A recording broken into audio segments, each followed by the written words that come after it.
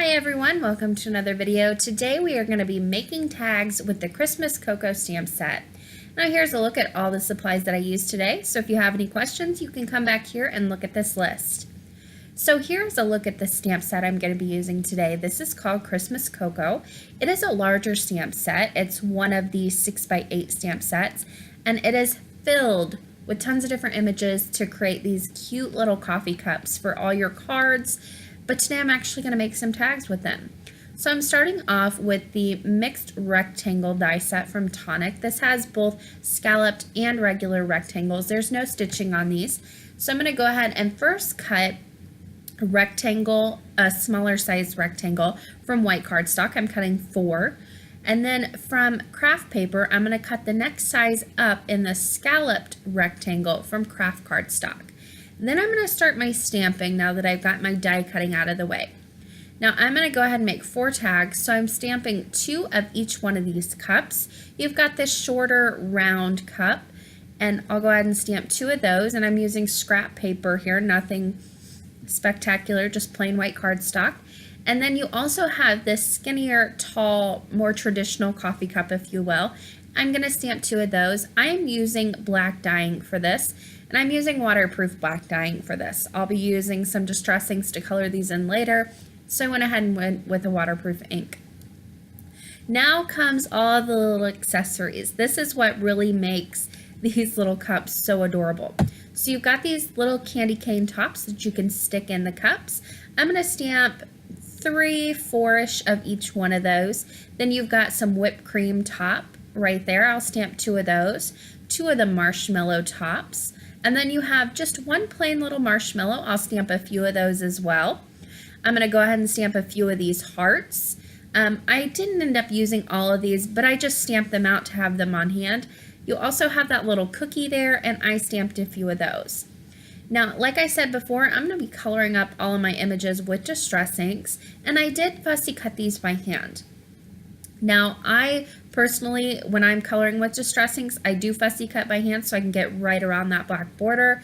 But if you want to use alcohol markers or something other than distress inks, you can use the SVG cut files that Clair offers for free for all of their stamp sets, and then just go ahead and cut these out with your electronic cutting machine. But it will leave a white border around there. So I am coloring up these on the marshmallows and the whipped cream. I went ahead and added a little bit of gray for some depth. 2 of the candy canes I colored completely red. I'll show you how I went about putting those together later. For the cookie, I colored the icing red, and then I'm going to color the second cookie a little brown right around the edge. I colored both hearts red, and now comes the cups. For 2 of the cups, I'm going to go ahead and use some crushed olive distress ink. And this is just a nice, very bright green. And then for the other 2, I'll use some evergreen bough, which is a very soft, light bluish green. It's going to go gorgeous with the color combination I already have going on.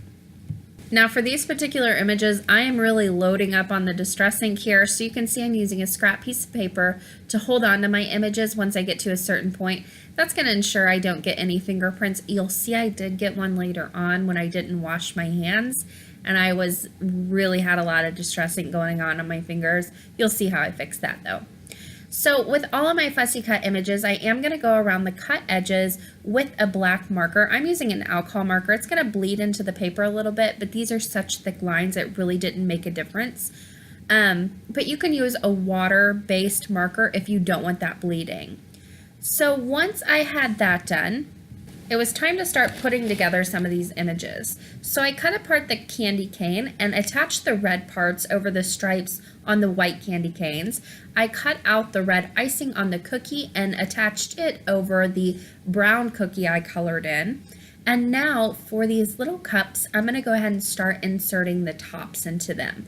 So right along that front lip of the cup, I'm going to take my craft knife and cut just a little slit right in there. Now you can see I've left a little almost handle on the bottom of the marshmallows and also the whipped cream. And I'm going to slide these right down into that little cut that I made. Now this takes a little bit of patience because I wasn't measuring beforehand. And I was just fitting it as it went. But you can see once you get the line as far as you need to cut, I'll go back in and just do a little bit right on the edges there. Once you get that open to where those marshmallows can slide down in there, then you can go ahead and add a little bit of glossy accents right along the back just to hold those in place in the cup. And it looks like they're actually floating in the liquid right on top of the cup. It's so cute. I'm going to do the same thing on these other ones. This is the cup that I did not wash my hand. You can see I've got a nice little spot of red right in the center there. I'll fix that in a moment though.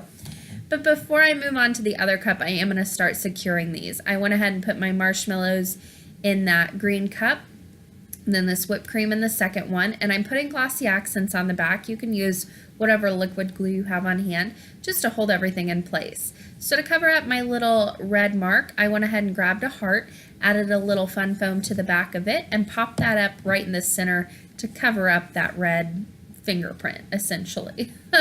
But once that was done, I moved on to the blue cups. Again, for this one, I inserted the marshmallows right on top. I went back in on that green one, add a little candy cane to the back, and I'll also add a candy cane to this blue cup. I'm going to stick it right in the front. And you can see why you have a candy cane going each direction. If you want to have it hanging off to the left-hand side, you can. If you want to have it hanging off to the right-hand side, you can do that as well. For my second heart, I added it to the tall blue cup with the candy cane and the marshmallow. So that one is all decked out. And then on these other two, I just put some marshmallows and then the whipped cream on them. Now on each tag, I do want a sentiment on the bottom, and I'm going to add hot chocolate.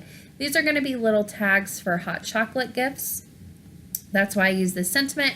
You could always throw on the thanks sentiment. You could throw on the coffee sentiment.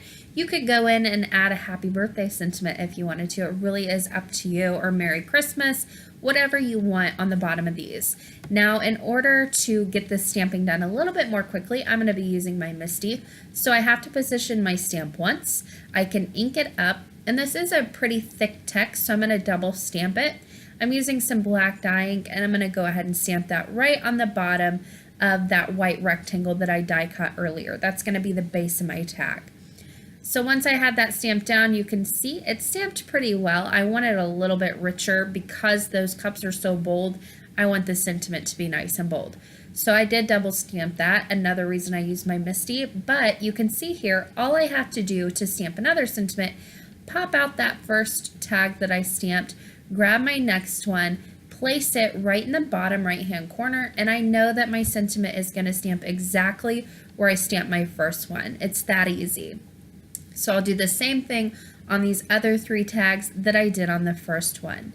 Now for each tag, I'm going to go ahead and punch a hole in between or on the two layers. So I went ahead and lined up the white and the craft layer on the tag. I'm just going to pop a hole right in the top. This is a regular hole punch that you can buy at any office supply store.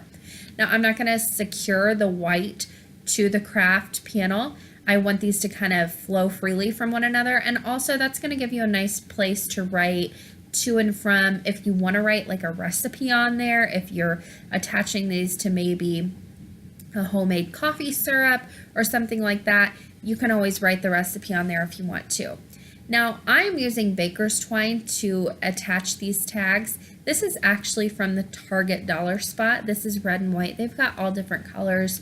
It comes in a really big roll.